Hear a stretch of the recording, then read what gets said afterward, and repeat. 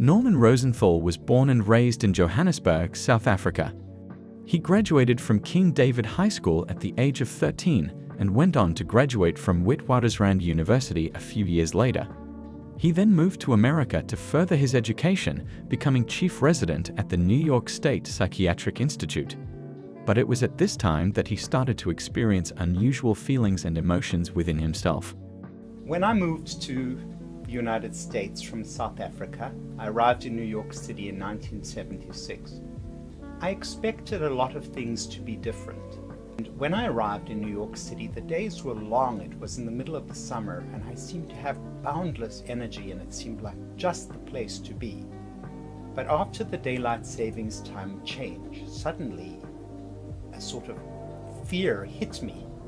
That first day when the afternoon was dark so early, and then winter came. And suddenly I had a sluggishness and a lethargy and a difficulty creating, producing that I had not experienced before. And I thought, what on earth is this? And then spring came and things improved unaccountably. And I thought, well, what was that fuss you were making about it? It's not so bad. And that was an experience I had 3 years in a row through my residency. In 1980, he and his team at the National Institute of Mental Health admitted a patient with depression who had observed seasonal changes within himself.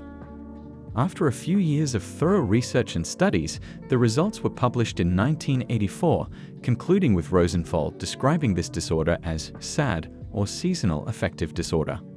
Seasonal affective disorder is a mood disorder in which people have normal mental health throughout the majority of the year. Until a particular time of the year, they exhibit depressive symptoms.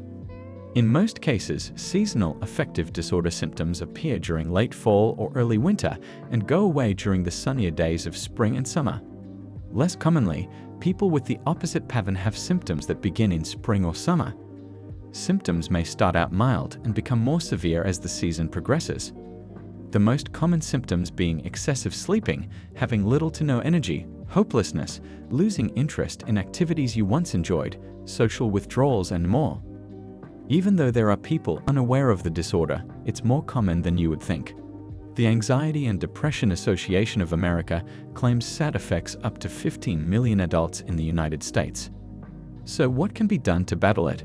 Rosenthal concludes that self-care is the most successful way to treat seasonal affective disorder.